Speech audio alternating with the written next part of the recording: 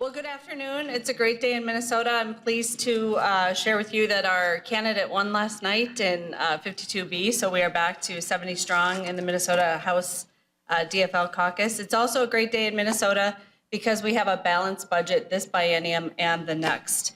Today's economic forecast shows that Democrats are growing the economy in Minnesota. The policies that we've enacted are supporting Minnesota's workers, reducing costs for families, and growing the labor force. The best way to support the economy is to support workers. We've shown that. The proof is in the pudding. Last session, we enacted a budget that will benefit Minnesotans for generations to come. Our budget is already growing the economy by growing the middle class, and it has strengthened our state's economic security.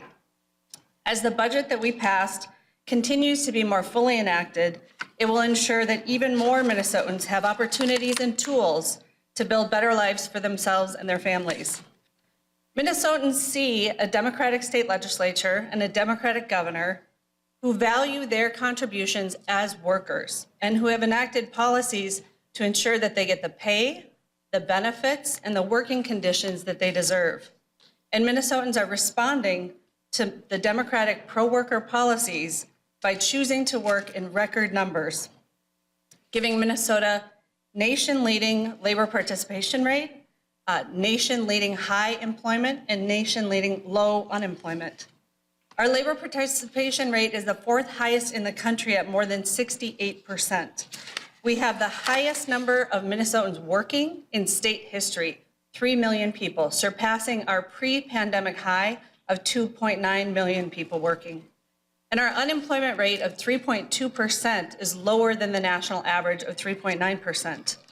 The policies that we enacted with Democratic leadership in the House, Senate, and Governor's office have resulted in economic success and stability. Policies like paid family medical leave, earned safe and sick time, and increased worker protections, whether you work in a warehouse or a refinery, gave workers the peace of mind they need to choose to participate in the workforce. These recently enacted policies are providing a strong foundation for our state's economic success. In the 2023 session, Democrats also cut costs for families to help their paychecks go further. Our investments this session in childcare, for example, have already resulted in savings for Minnesota families. The Prior Lake New Horizon sent a letter to parents informing them that because of legislative investments in childcare, their bills would be reduced by 6 to 7%, and I have the letter. I can share it with you. At the same time, our economy continues to do well and corporate profits are soaring. There are some Minnesota families that aren't feeling that in their own personal family budgets. And you'll see in the 2024 session, Democrats continuing to focus on growing the middle class, lowering costs, and reducing stress in people's lives. You heard the governor talk about not having to make lunch in the morning, not having to refill that lunch account. That's just one of the ways that Democrats have worked to reduce stress in family lives. While DFLers worked to lower costs for families, Republicans and their allies continue to work to protect corporate profits, which we've seen are at record highs. The most recent example is the pharmaceutical lawsuit suing to stop policies that Democrats enacted, and only one Republican voted for, to prevent pharmaceutical companies from charging excessive prices on drugs that people need. Even before the details of the budget forecast were fully out, Republicans were talking about tax cuts that benefit the wealthy and corporations and would gut investments that Minnesotans are counting on to cut costs for their families. When they had power, Republicans blocked policies that would help cut costs for their families. For 4 years, Governor Walz and I tried very hard to get Republican leaders to enact the kind of child care investments that are resulting in a 6 to 7% decrease in costs for the New Horizon families in Prior Lake, as an example. It took Minnesota voters deciding in 2022 to return Democrats to the House, to return a Democratic governor, and to give Democrats the Minnesota Senate for these common sense cost-cutting measures to be enacted to help the middle class. As we look forward to the 2024 session, our highest priority and our focus will be the bonding bill. we look forward to putting together a capital investment bill that meets the needs all across the state. And we're hoping for good bipartisan support for a robust bill. We'll continue working with Senate Leader Dziedzic, the governor, Minnesotans, and all legislators to deliver a budget that will make Minnesota a place that works better for everyone.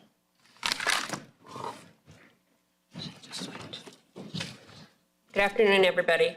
My name is Kari. I'm pleased to be here. As we face global unrest and economic uncertainties, we take seriously our responsibility to enact a wise budget. Coming into this year, with the new Senate majority, Minnesotans told us they want to get things done. We listened to them.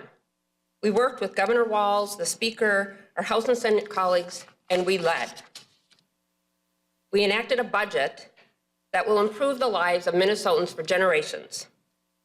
As that budget is implemented, Minnesotans will see the surplus returned to them in many ways that not only put money in their pockets, but also increases economic security and will provide opportunities for them and their families. They'll see major investments in roads and bridges and infrastructure. And these investments will provide good jobs for people, and it will provide economic activity in communities across the state. We passed a tax bill last year that included property tax refund increases and a child tax credit that will reduce child poverty. We also increased funding to local governments, county governments, and schools that will help keep down property taxes. Minnesotans will see investments in child care that families, businesses, and communities told us was very important. Many families with kids are getting a lunchbox tax cut with free school meals. And thousands of students will soon benefit from free college tuition as they prepare to enter the workforce. We put money towards nursing homes that will help families, communities, and the seniors that need to be in a safe and secure place. They will also see investments in housing, healthcare, and our schools that will make a real difference and grow the economy for the middle class. We are creating an economy that works for everyone. But we also know that our work is not done.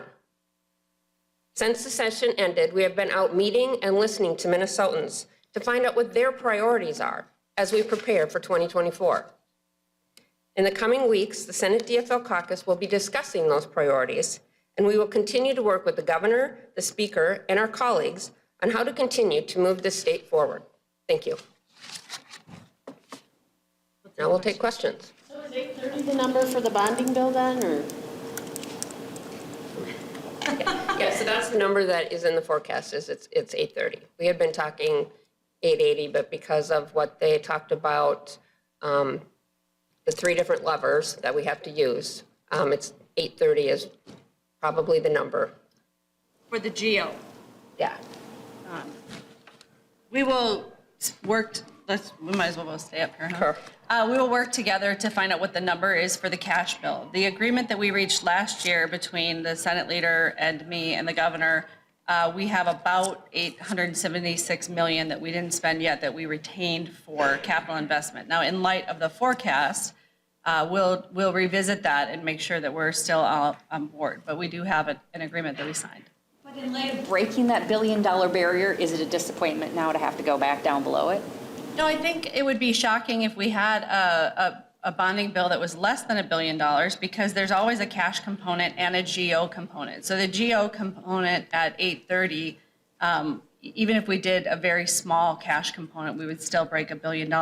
But that, of course, counts on bipartisan support. And I was really pleased that we were able to work successfully with Senator Johnson and Leader Demuth to enact a bonding bill that we achieve with bipartisan support. And I'm hopeful we'll be able to do that again.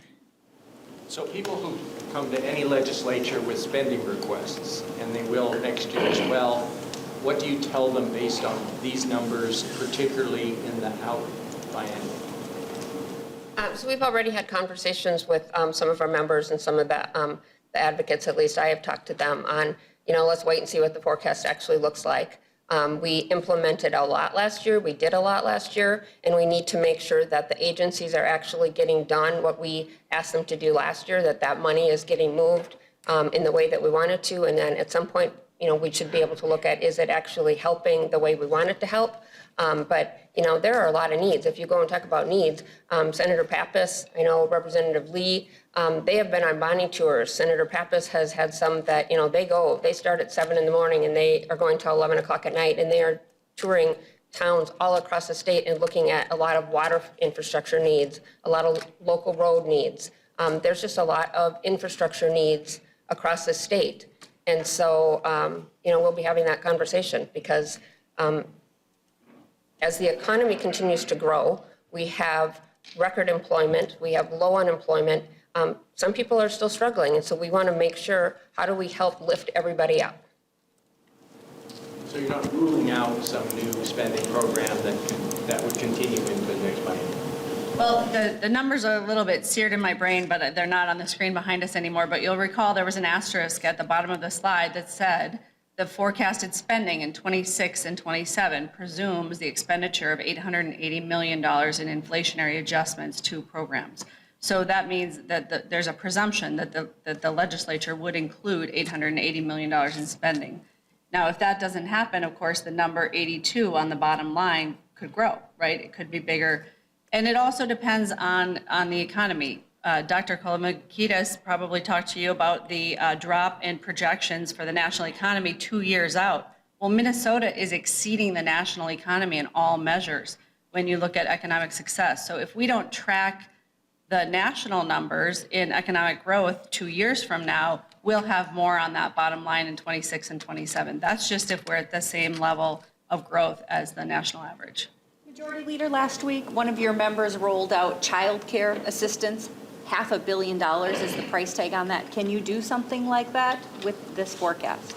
We did $316 million this year. We addressed childcare in 7 different bills, from the tax bill to education bill to higher ed bill to health and human services bill to the bonding bill.